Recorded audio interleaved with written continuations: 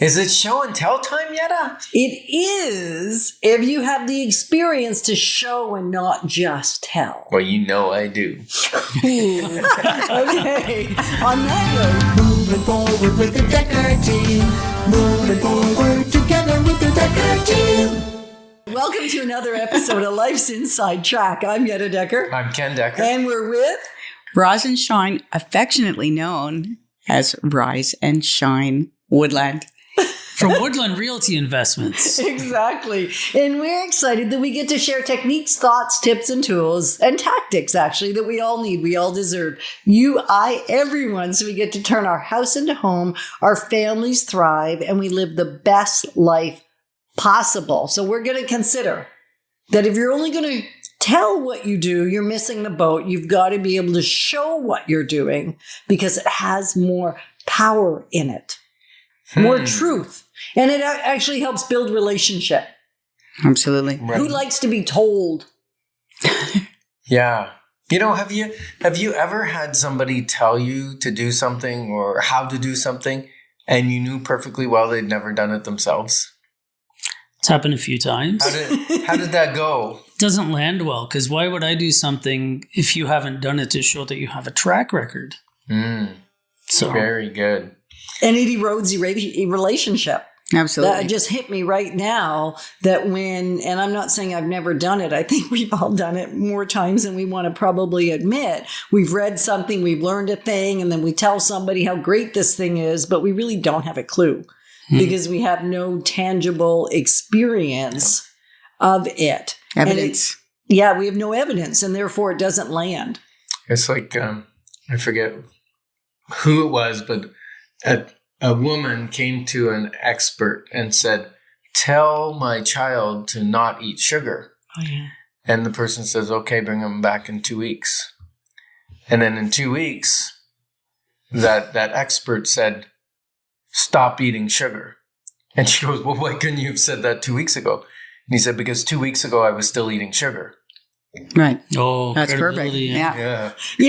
Right. Credibility. Yeah. And so in this whole conversation of relationship and getting access really through your investing in real estate, it's been based on relationship. But why do you normally get more money, access to more money than you even ask for just based on relationship? What's the magic answer? The magic answer is we have a track record. People can watch us through social media and see that we are doing what we say we're doing. We're posting the wins. We're posting the not so nice side of it as well. So you're not just your sizzle reel? Never the sizzle. Well, the sizzle reel. Is there? Sizzle reel. That's a tough word to say. Exactly.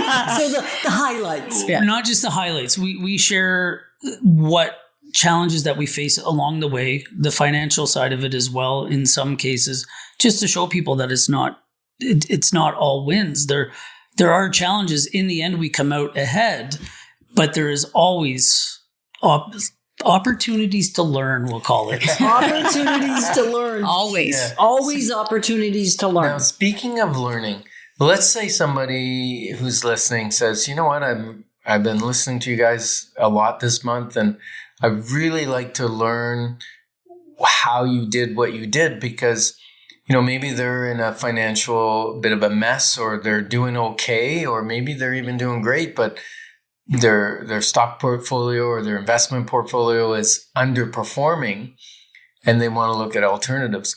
Where did you start when you first got into really deciding, okay, wealth building's for us, real estate investing's for us. It's our passion, it's our calling.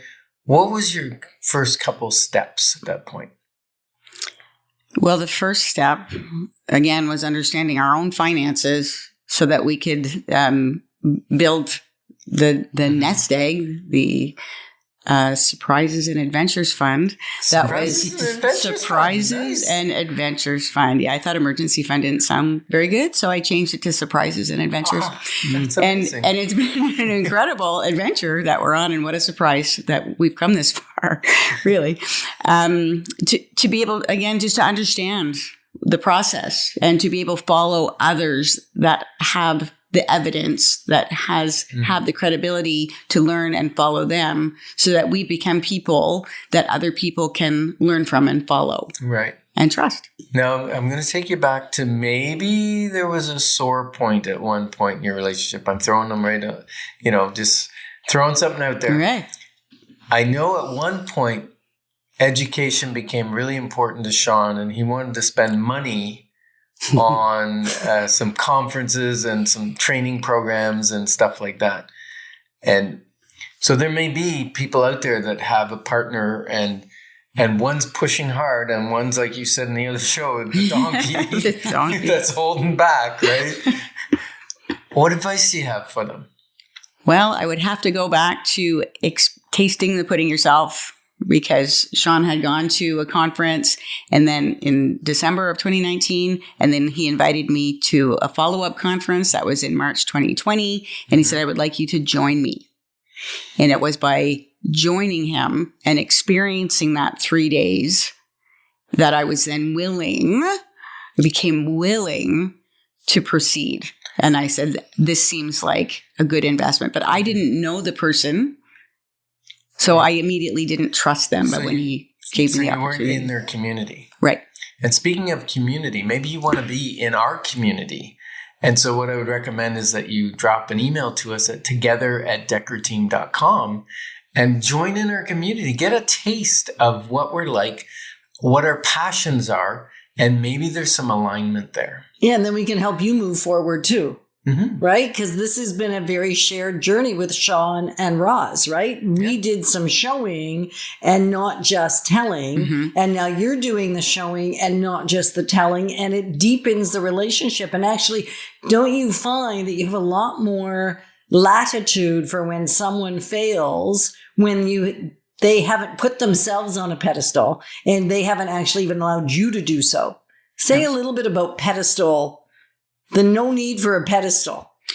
Well, when somebody's telling their story, I mean, if you can ever think of someone that you've seen on stage and you're idolizing them, thinking, oh, they're so amazing, they know so much. Imagine having 12,000 doors or something like that. And then when you actually get to know them and they're not like their stage persona, and then they've been knocked off their pedestal, and I know for myself that then I'm disappointed. It feels like everything that I believed wasn't true.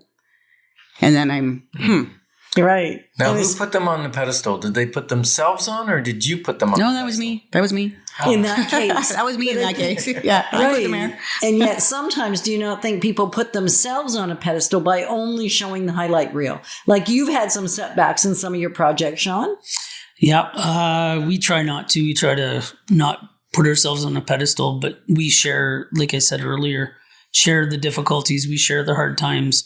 For example, we did a duplex conversion, adding another unit to a bungalow, and it didn't end so well. It ended up flooding, and it was advised by our contractor to excavate and wrap the foundation, and we chose not to. So it's a learning experience. We'll talk about trusted advice shortly. Yes. So we're showing the real side of real estate investing. Yes. And yet it still turned out really well. Mm-hmm. It's progress, not perfection, because there is loads of progress, right? From Absolutely. minus 40K in net worth, not to give it all away here, in 6 years ago, to now significantly blessed. Absolutely. Mm-hmm.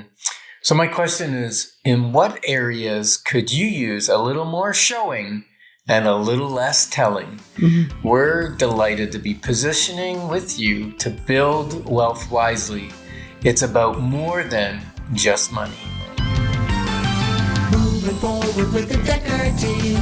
Moving forward